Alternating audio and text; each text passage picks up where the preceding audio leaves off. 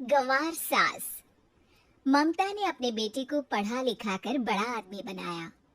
अब वो शहर में अपने परिवार के साथ रहता है।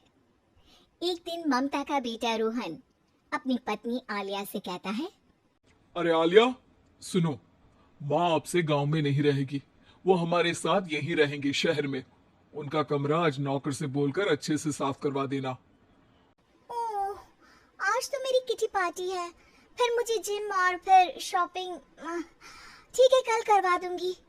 अ, अच्छा, लेकिन माँ के सामने ये कपड़े नहीं चलेंगे। हाँ, तुम्हें साड़ी या सूट पहनना होगा। अरे बिल्कुल भी नहीं। मेरे मम्मी पापा ने इतना पैसा लगाकर शादी इसलिए नहीं की थी कि मैं अपनी मर्जी के कपड़े पहन ओढ़ भी ना सकूं। अरे चलो, गुस्सा मत हो, लेकिन कुछ दिन तो माँ की खुशी के लिए कर सकती हो ना। लेकिन आलिया मानती नहीं। माँ आती है सिंपल सी साड़ी, झोला और चप्पल पहनकर। अरे रोहन, मैं इनके साथ कैसे रहूंगी? मेरी फ्रेंड्स क्या कहेंगी? ये तो पूरी गंवार लग रही है। आलिया, माँ गांव में रहती थी इसलिए ऐसी हैं। तुम आज ही माँ के साथ जाकर उनकी पसंद की शॉपिंग करवा देना। इनके साथ घर के अंदर रहना मुश्किल है, बाहर तो मैं कभी भी ना जाऊं। रोहन को आलिया पर गुस्सा आ जाता है। माँ, ओ माँ। हाँ बेटा।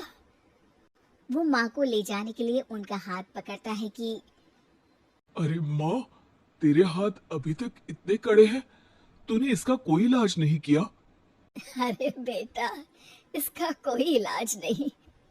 वैसे भी मुझे कोई शर्म नहीं कि मेरे हाथ मुलायम नहीं है, क्योंकि इन्हीं हाथों से मेहनत कर मैंने तुझे बनाया है बेटा। अगले दिन माँ, मैं ऑफिस जा रहा हूँ। कुछ लाना हो तो आलिया को बोलकर फोन करवा देना। रोहन के जाने के बाद, आप ना आज कमरे में ही रहिएगा, घर में पार्टी है, मेरी सहेलियां आ रही हैं, मैं उन लोगों के सामने आपको नहीं ला सकती हूँ। ठीक है बहू, लेकिन तुम कहो तो मैं कुछ खाने को बना दूं तुम लोगों की पार्टी के लिए। वो लोग सिर्फ कॉन्टिनेंटल या थाई फूड ही खाते हैं। कोई बात नहीं, कभी इंडियन खिलाने वाला कोई मिला नहीं होगा ना। मैं बनाकर कमरे में चली जाऊंगी। जैसे आपकी मर्जी। आलिया के घर उसकी दोस्त आती है, पार्टी होती है। अरे वाह आलिया, ये क्या है खाने में? बड़ा ही स्वादिष्ट है यार, इसकी रेसिपी मुझे चाहिए। हाँ, और ये दाल, ओह माय गॉड, मैंने तो किसी 5 स्टार में भी ऐसी दाल नहीं खाई है यार। तू कुक को यहाँ बुलाना। अब आलिया घबरा जाती है। हाँ हाँ, क्यों नहीं, माँ जी जरा बाहर आइए। आलिया की सास सिंपल सी साड़ी और गांव के अंदाज में आती है। अरे बहू, क्या हुआ?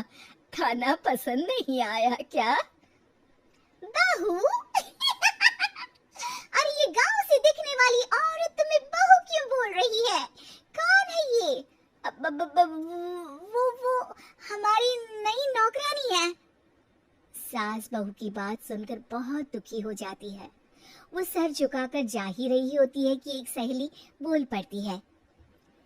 अरे कहाँ जा रही हैं माँ जी? वो उठकर उनके पैर छूती है।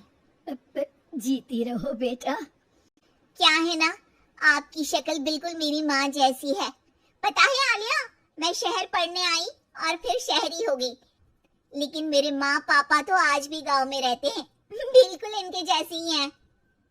आप यहाँ बैठिए ना आंटी, आप सच में बड़ी खूबसूरत है और आपके हाथ का खाना तो लाजवाब है। काश ये मेरी सास होती। सभी सहेलियां सास को घेर कर बैठ जाती हैं और उनसे खाने की रेसिपी पूछ रही होती है कि तभी घर की बेल बजती है और रोहन आता है। अरे क्या बात है, आज आप लोग हमारे घर में। और ये लोग तो मुझे आलिया से ज्यादा माँ की सहेलियां लग रही हैं। क्या ये आपकी माँ है? लेकिन आलिया ने तो कहा कि ये उनकी नौकरानी है और इन्होंने भी नहीं बताया। वो नहीं बताएंगी, क्योंकि उनके लिए बच्चों की इज्जत और उनकी खुशी सबसे पहले है। मुझे माफ कर दो, मुझे इन्हें तुम लोगों से मिलवाने में शर्म आ रही थी कि तुम लोग क्या भी शर्म आ रही है कि तुम हम लोगों की सहेली हो। हाँ, जो माँ जैसी सास को नौकरानी बोले वो हमारी सहेली नहीं हो सकती। ये बोलकर सभी वहां से जाने लगती है कि सास बोलती है, आलिया की तरफ से मैं तुम लोगों से माफी मांगती हूँ। उसने जो कहा उसके लिए मैं उसे माफ करती हूँ। अब तुम लोग भी उसे माफ कर दो, क्योंकि अगर तुम लोगों ने उससे दोस्ती तोड़ी तो फिर मेरे हाथ का खाना कैसे खाओगी? नहीं नहीं आंटी, जरूर आएंगे, लेकिन अब आलिया की नहीं बल्कि आपकी सहेली बनकर।